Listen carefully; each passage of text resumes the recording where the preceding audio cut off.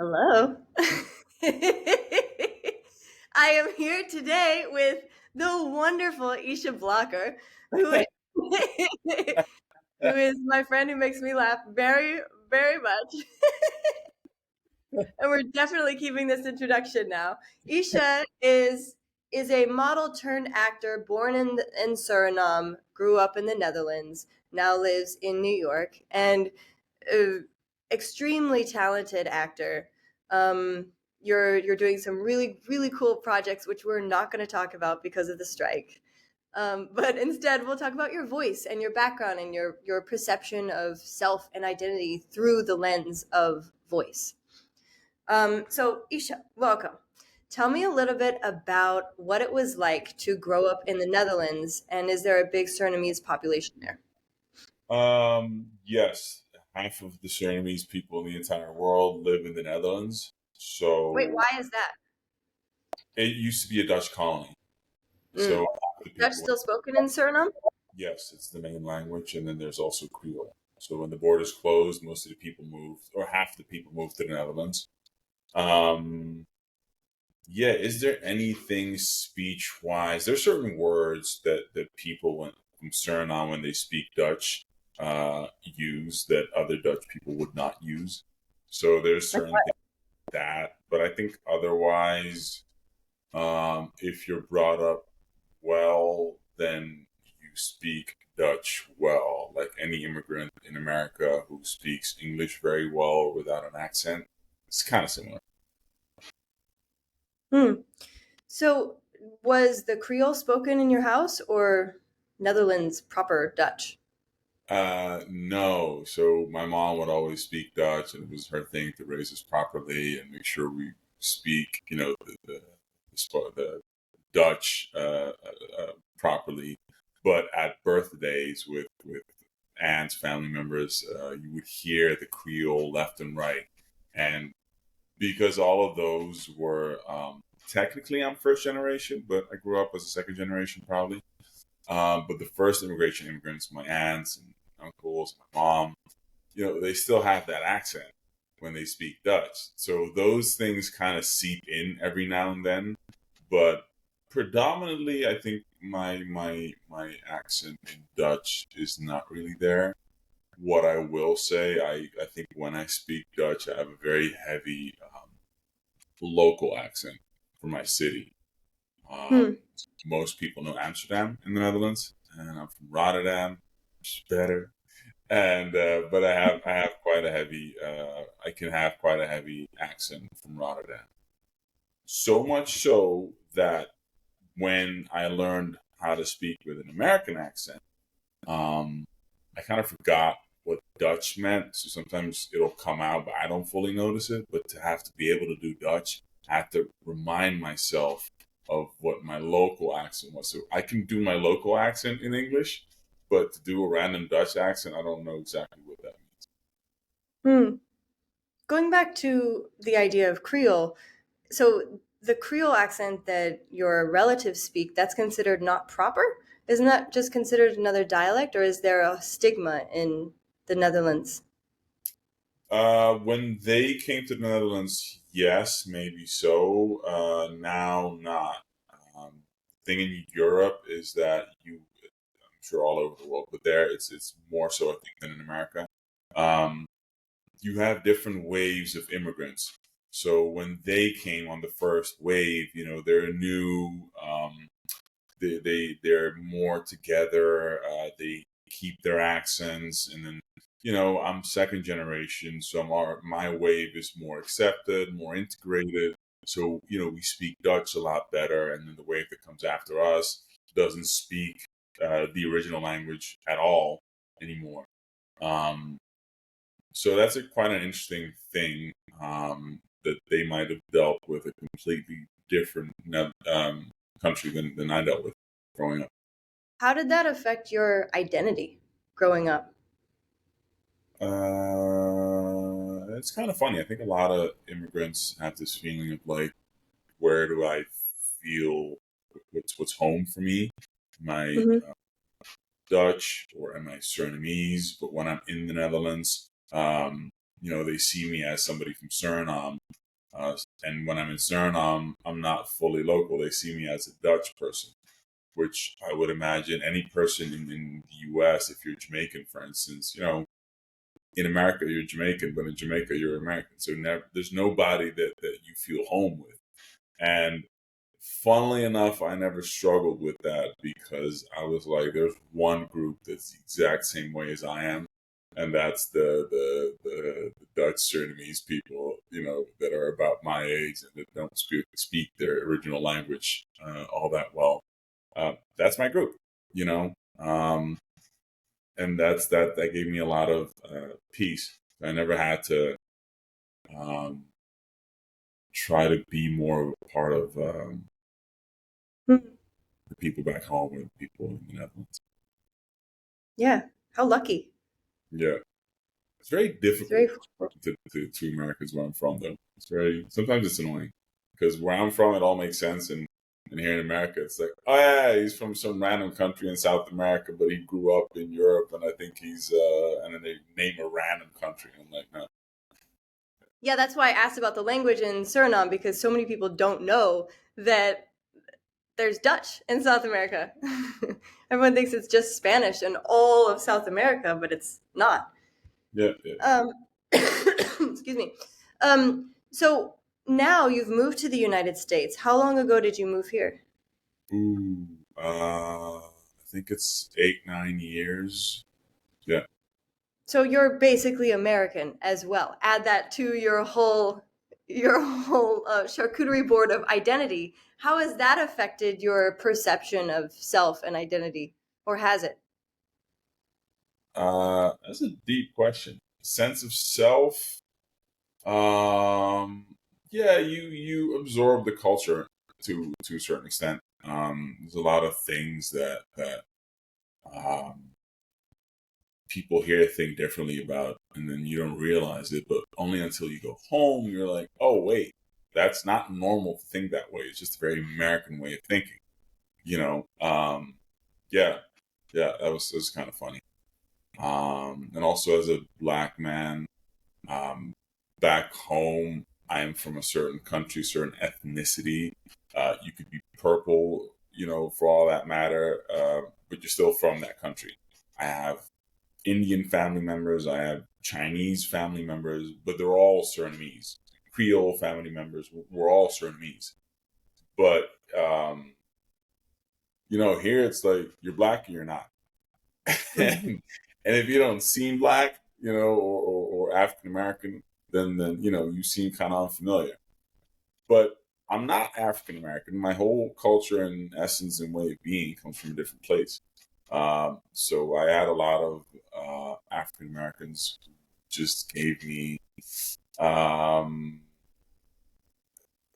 yeah, I don't know what to call that, but And when you've been learning your American accent, or as you were learning it, now you've mastered it, what was that like to decide what to sound like? Because you're right, it is such a lens of, oh, do I sound like a black American, a white American? Is there any in between? Oh, there's none? Okay. it wasn't necessarily. It was just once I started taking acting classes. One of my teachers was like, "You're almost there. You need to just get it, perfect." I was like, "Okay."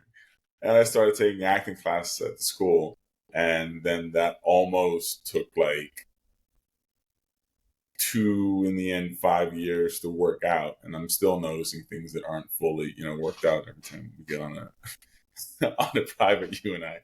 But yeah, in the beginning there was a teacher who she would teach, but I noticed like, okay, cool. I she teaches all the beginning and the essentials of speaking in the general American accent, but I noticed I wouldn't get enough time for the exercises in class. So I stopped going. She had a book with all these exercises, and I started doing the exercises on my own instead of going to class. And then I would go back just with questions. And at some point, I advanced to a certain level where people are like, "Oh, I hear that you sound American, but every now and then, like I don't know." something else comes out, or it's like, are you French? I'm like, why would people think I'm French? And then I found out that Dutch people, when they think, they go, and French people as well, but nobody knows a Dutch accent, so they assumed I was French. And then eventually I could do an American accent, but every now and then you would say something that's out there that's different or Dutch, and they're like, "Hey, wait, where are you from?" That's kind of how it progressed. And then I went somewhere. I had a different coach who was more specific and who would do privates. It was more affordable. She helped me work on my addiction and my speech more. Then I took a class somewhere which taught me about mouth placement and where you place the accent in your mouth, your voice, and all that. Oh, I took voice classes as well. And then eventually, I think I was like, all right, cool, but I need to level up. I need somebody that's amazing. It's a very long story. And then I saw this interview with Daniel Kaluuya where he spoke about what's it called again? You know, Judas and the Black Messiah. exactly. Mhm. And he was like, "Oh yeah, I worked with like," and I thought his accent in that. I always say it to you. I always thought his accent in that was amazing, and I felt like it made the Thank you. performance mostly. And this is before he won the Oscar, and I was like, "Oh yeah, Audrey LeCrone helped me," and I was like, you know, type Ray, like maybe I don't know, maybe you could like I don't know, send her a message and reach out to her and like be like, "Hey, can I take some privates?" And then you had a website. And I was like, "Oh shit." And you taught a class, and I was in there, and I saw the class. I was like, I need privates. And I asked you, and I couldn't afford it. And then I was like, okay, wait, what if I just take a part of my savings and dedicate it for like a year or 6 months to study with you, this American accent?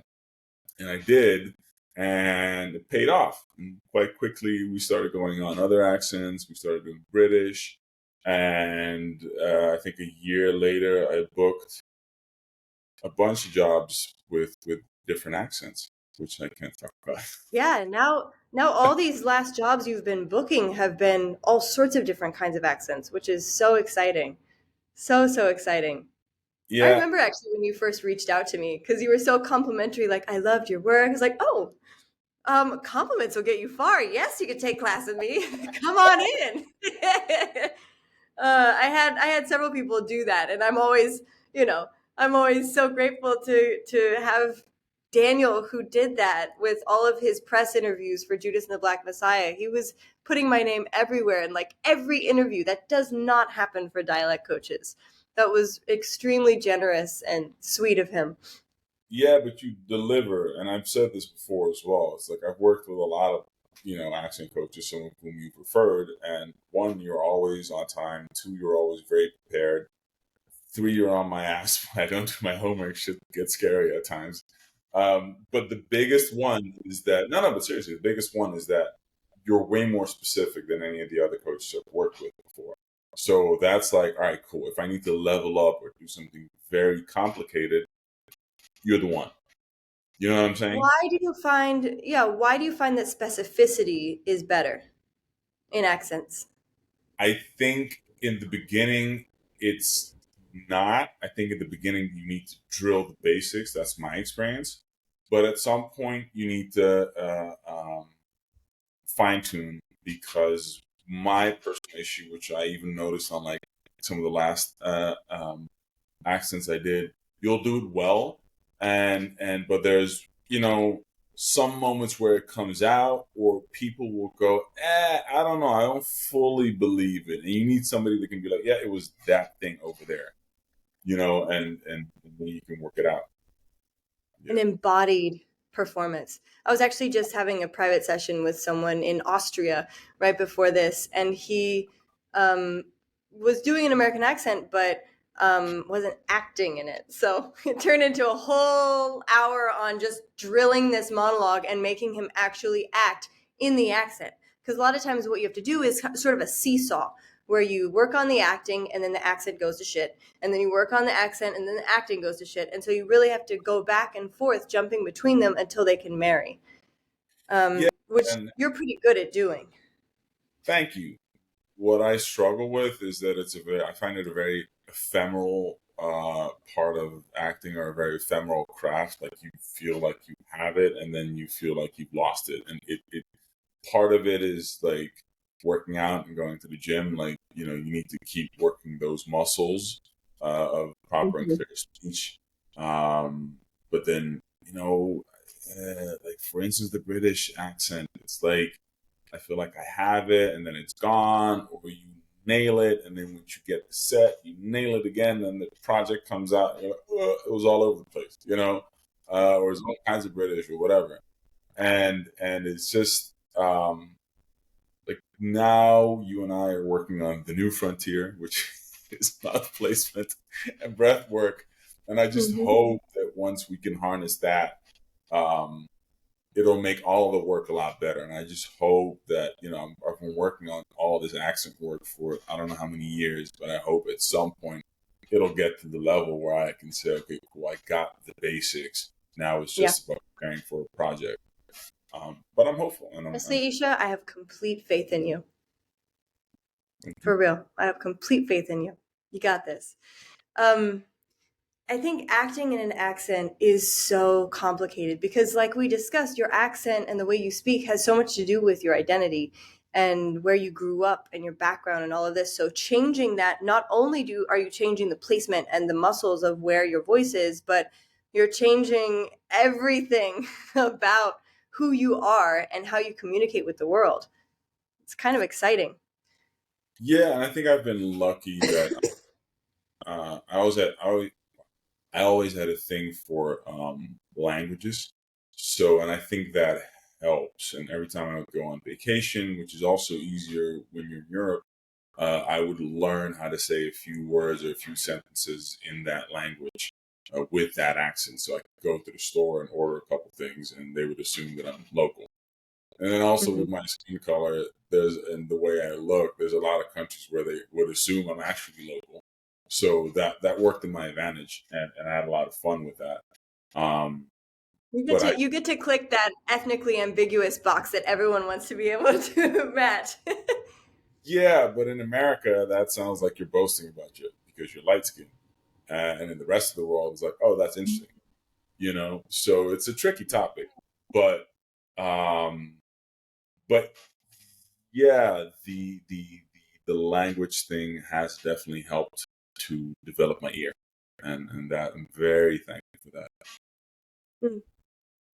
What is the most interesting or favorite accent you've ever done for a role?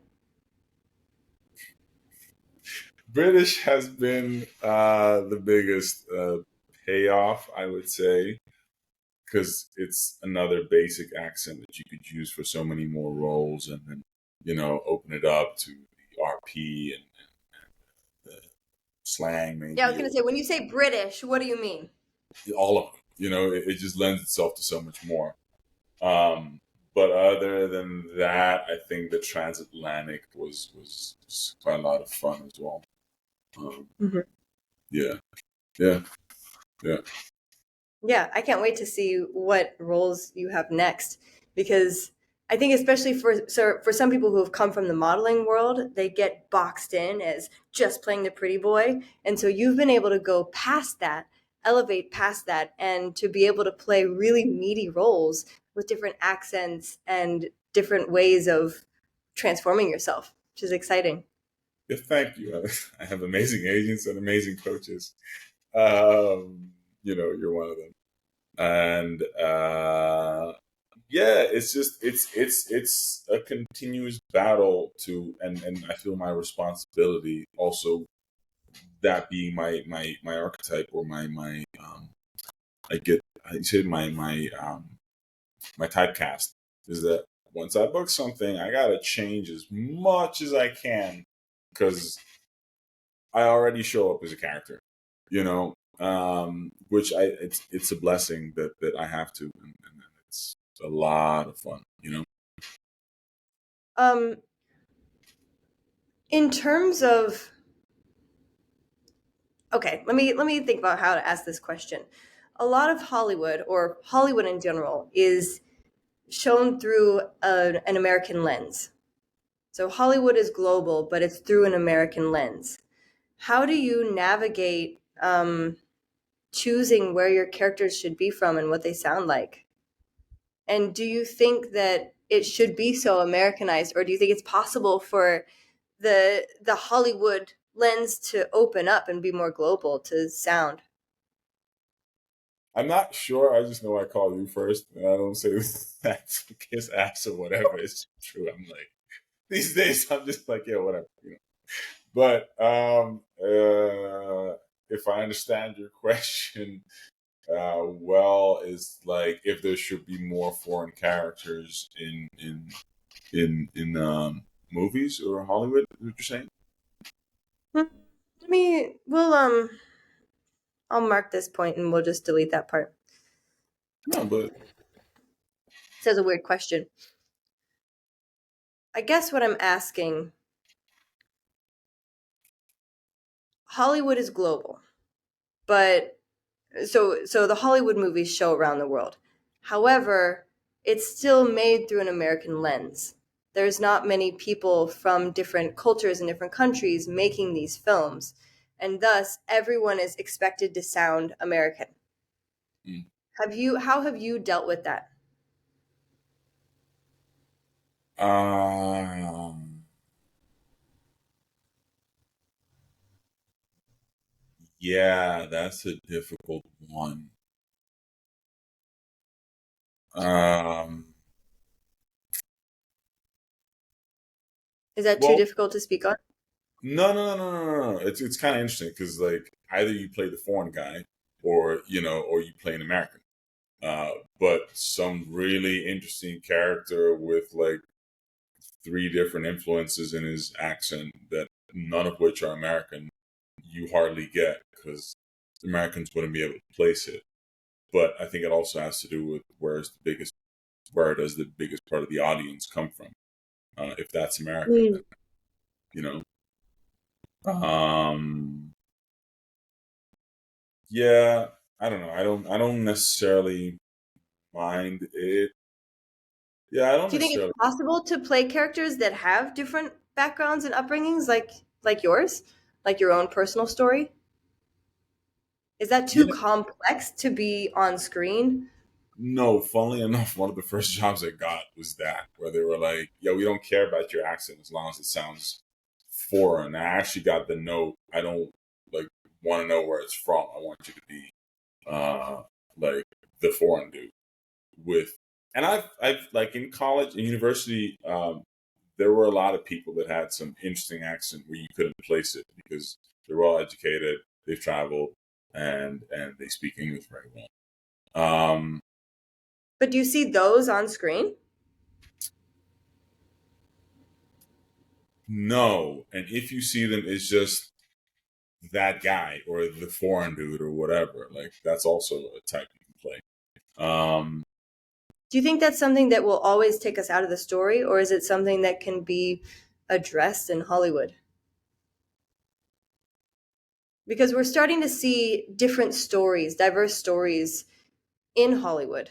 And we're starting to see movies that have more than just people that look like me on screen. But we're not really hearing diverse sound yet. And do you think there's a place for that, or does it take you out of the story? Oh, that's a tough one. Um, I think the only way you could get away with that is a show that has a predominantly international community watching it. If most of the viewers are American, then no. If it is, then yes. Um, yeah, because evidently you'll get feedback online, and but it works the other way around as well. If a certain American might not be able to tell where your accent is from, and they love it because you sound Spanish to them, but Spanish people or Mexican people are like, "What the hell was that?" You know, yeah, it's like, who are you trying to please? So Hmm. I don't know how to answer that. I think for me, I just work with so many people across the world every day that I see it and it's normalized for me, probably just because I'm exposed to it more. but it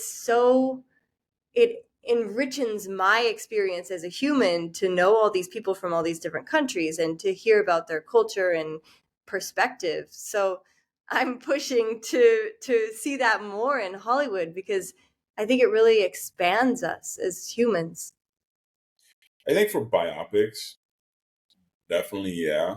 But otherwise, I think, however interesting your art is, you still got to sell it to certain people, and Mm-hmm. that's where that part starts, I think. Hmm. Yeah. Okay, interesting. Um, all right. So when you get a role that has a certain accent, what is your process for breaking down and performing in that accent? Well, first I get the audition. Then it says, okay, guy that's from X, Y, and Z country that's, I don't know, German, or has an Israeli accent, or what do we do? What else? Danish, something I've never done before. Then I see how much time I have. If it's like overnight, I used to call you. These days, I don't know if I call you or if I just like go fuck it. Don't expect me to have this thing down uh, in half a day, because you can also mess up trying to do that accent. Um, but if there's enough time, I schedule sessions with you once or twice. Um, then you usually go find examples. You do your research on what else needs I need to know for that accent, like intonation, whatever. So often you show up with that work, and I'm very thankful that I can leave that over to you.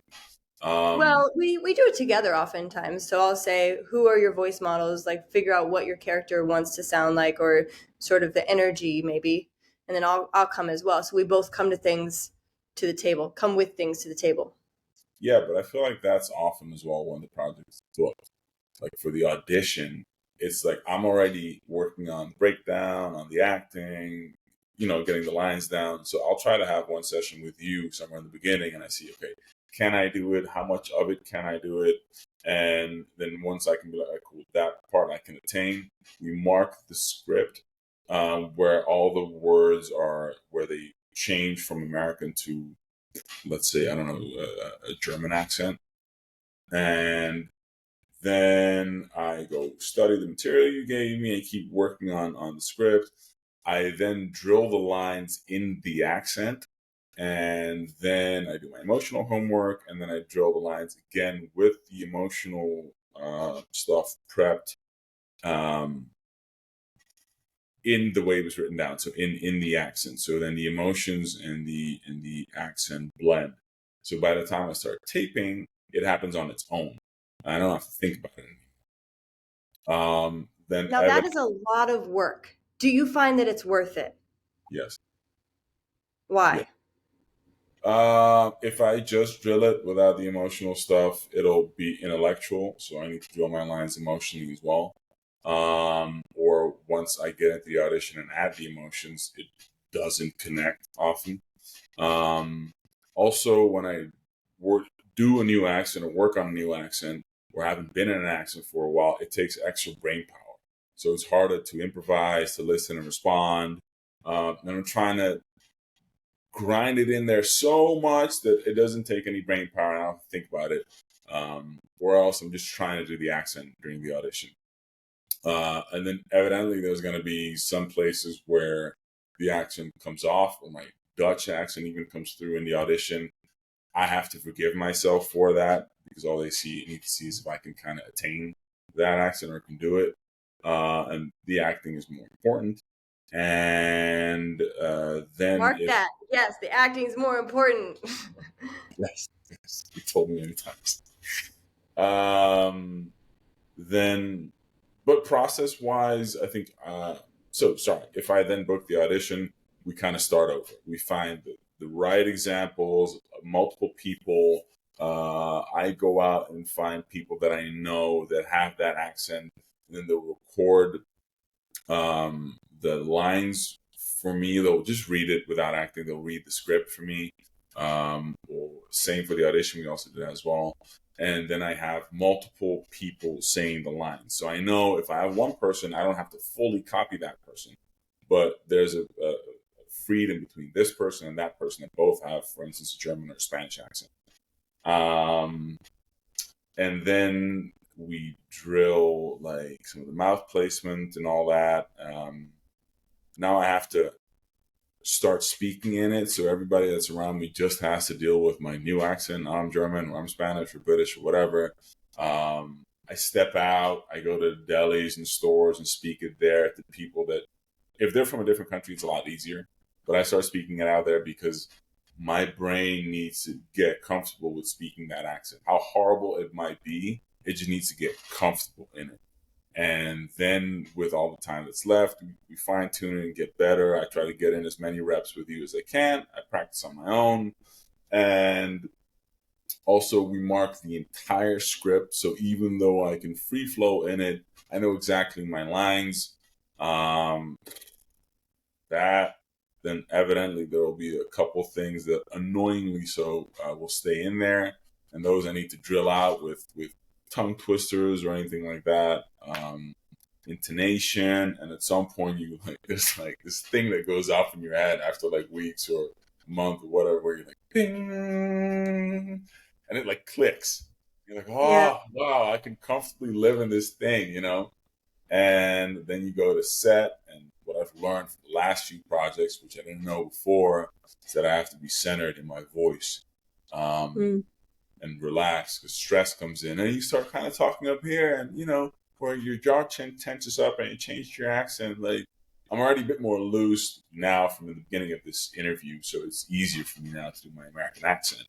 um, but all these things matter, and yeah, it's a great, amazing process, but god damn, it's scary sometimes. Yeah. Acting is really hard work. And when you watch a story on TV, when you watch a movie, you don't realize that. It's Yeah. grueling. Yeah, and what I will say though, with all the emotional work that can go into a character and acting, the nice part about this work is that it doesn't always have to be that. So it's kind of like you're still working on your acting, but it's a break from all the other stuff sometimes. Um, and I have really, gotten a supreme um, appreciation for when I watch a movie and somebody has a very thick accent, an actor that's not theirs, and I don't think about it. And halfway through the movie, I'm like, oh wait, that's that amazing actor with that accent, very thickly so. But I just thought it's part of the movie, or because they're in that country or whatever, And it became about the movie and the acting. I didn't realize like, oh, they're doing an accent. That's like That's always the best. When yeah, it's part of the story and it doesn't take you out of the story. at all. Mhm. And you're like, whoa, whoa, whoa, whoa, whoa. All these other people were from that country, and that actor that I like so much was not at all. And that's just when I take my hat off, Yeah. because oh, oh. It's so exciting, isn't it? What an honor to get to do that and to tell those stories. So, when you transitioned into acting from your modeling career, did you think it would be this much work? Did you have any idea? I'm just finding out how much more work it is. I think I had an idea of like, okay, this is a lot of work, and one very shortly, and I decided just to dedicate every day to this art. But I think the frustrating part is that once you get in, it's there's so much more work. It's like in the beginning, I just learned to find the character and be emotional and the emotionality, and now it's like, yeah, no, if you play a pilot, you got to do that research, and you got to walk around as a pilot, you got to be able to control the plane. And then there's like a short amount of time that you need to get it down. There's interviews, there's travel, there's accents. It's just way more, you know, than I thought it was. Yeah. It's impressive because you when I met you, you were already doing a lot of work by putting in the time. You would spend hours and hours and hours on each audition, which is what all the big cats do, you know? So Everyone thinks everyone thinks there's so much ease and they don't have to do anything to be wonderful. And the people who are most successful work their asses off. They truly do. And I have to take my hat off to you for doing that as well, approaching the art sort of like an athlete would. Thank you. Yeah, I really do. I will say I have seen people who pick up a script and start working on it, and within 10 to 15 minutes, they could almost deliver it, which I have a lot of respect for. And I've also done that at times, but I just think that if you want to transform, it takes time, and that gets very difficult for an audition, which you only have X, Y, and Z number of hours and days and whatever. When you want to transform, but you got to get the thing down, and you don't want to, you want to deliver a serious job. It gets complicated, and you need to make choices as to what you do. Yeah. Um, Next, I need to interview a casting director and be like, why? Why are you doing this to actors? Can you give them a week? Can you just do things a little bit in advance? well, yeah. Apparently, I think it's not allowed anymore. Uh, so, Why? so, yeah. That's so stupid. These are the burning questions that keep me up at night. Well, do you have any advice for other actors who are in the beginning of their acting journey or their accent journey, or anyone who has a voice? Really, what's your nuggets of advice you'd like to leave us with? I think if you're not an actor, I think just drill. I think your accent is beautiful, and just drill clarity. I think that matters a lot. Speech, clarity, and all that. I Well, and think the clarity depends on what accent you're speaking in. So clarity for Americans is different from clarity in a British accent, different from clarity in whatever else accent. I never knew that, but that's why I have you. I mean, kind of. They won't. No one says that, but it is in a way. I That's why I didn't know that, but now I do. But I just think that I would imagine somebody would get into this craft. That's not an actor. I think learning how to speak in a clear way, or crisp, or whatever that means in that specific accent, I think would matter the most to them. I think for actors, I would ask myself, am I the kind of actor that can do different languages very well, or different accents, or do I just need to get one accent down because it would give me so much more work, which would be maybe General American or British or whatever. If that's the case, then I would just say drill the basics like crazy, and once you get to that level where you can comfortably live in it and not be insecure about it and whatever, then start leveling up with, somebody like you could say, okay, you need to like really fine tune this or that, or copy people. I know you always say copy people. I very much believe in that as well. I think, though, that you need both. You need like basic drills and the copying of people, because one without the other, you would definitely miss something.